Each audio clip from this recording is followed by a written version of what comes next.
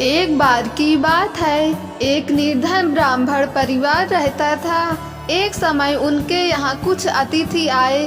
घर में खाने पीने का सारा सामान खत्म हो चुका था। इसी बात को लेकर ब्राह्मण और ब्राह्मण पत्नी में यह बातचीत हो रही थी। ब्राह्मण, कल सुबह कर्क संक्रांति है, भिक्षा के लिए मैं दूसरे गांव जाऊंगा। वहाँ एक ब्राह्मण सूर्य देव की तृप्ति के लिए कुछ दान करना चाहता है। पत्नी, तुझे तो भोजन योग्य अन्न कमाना भी नहीं आता। तेरी पत्नी होकर मैंने कभी सुख नहीं भोगा, मिष्ठान नहीं खाए, वस्त्र और आभूषणों की तो बात ही क्या कहनी। ब्राह्मण, देवी, तुम्हें ऐसा नहीं कहना चाहिए। अपनी इच्छा के अनुरूप धन किसी को नहीं मिलता। पेट भरने योग्य अन्न तो मैं भी ले ही आता हूँ। इससे अधिक की तृष्णा का त्याग कर दो। अति तृष्णा के चक्कर में मनुष्य के माथे पर शिखा हो जाता है।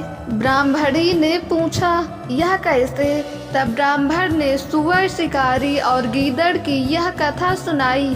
एक दिन एक शिकारी शिकार की खोज में जंगल की ओर गया। जाते जाते उसे वन में काले अंजन के पहाड़ जैसा काला बड़ा सुअर दिखाई दिया। उसे देखकर उसने अपने धनुष की प्रत्यंचा को कानों तक खींचकर निशाना मारा। निशाना ठीक स्थान पर लगा। सुअर घायल होकर शिकारी की ओर दौड़ा।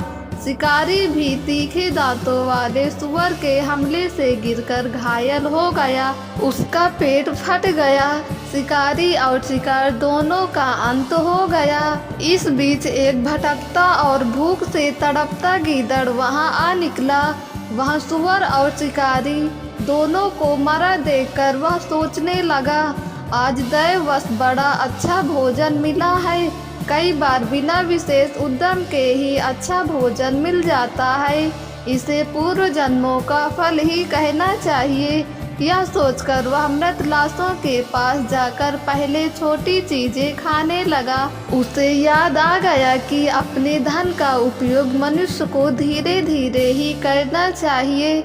इसका प्रयोग रसायन के प्रयोग की तरह करना उचित है। इस तरह अल्प से अल्प धन भी बहुत काल तक काम देता है। अतः इनका भोग मैं इस रीति से करूँगा कि बहुत दिन तक इनके उपभोग से ही मेरी प्राण यात्रा चलती रहे। यह सोचकर उसने निश्चय किया कि वह पहले धनुष की डोरी को खाएगा। उस समय धनुष की प्रत्यंचा चढ़ी हुई थी। उसकी डोरी कमान के दोनों सिरों पर कसकर बंधी हुई थी।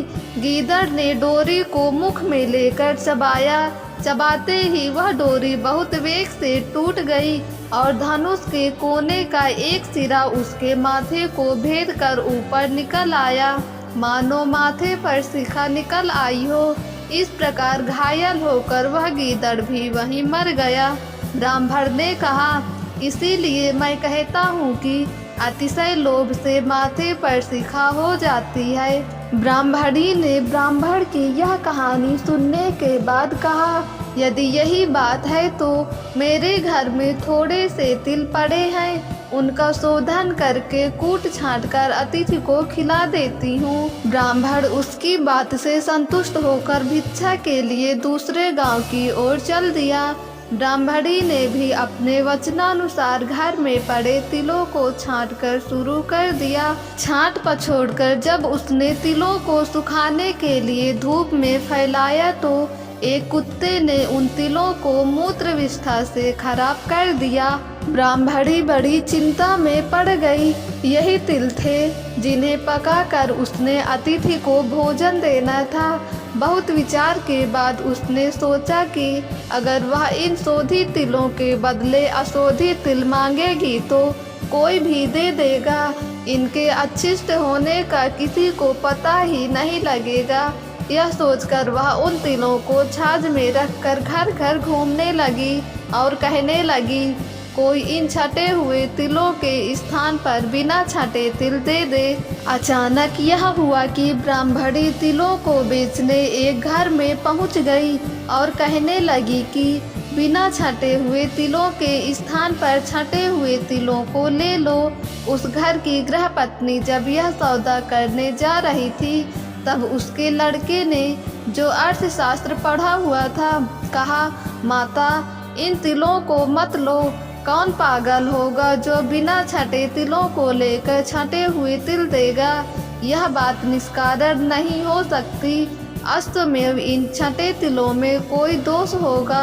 पुत्र के कहने से माता ने यह सौदा नहीं किया। दोस्तों, अगर आपको ये कहानी पसंद आई हो तो हमारे YouTube चैनल को सब्सक्राइब करके बेल आइकन को क्लिक कर दें, ताकि वीडियो का नोटिफिकेशन सबसे पहले आप तक पहुँचे।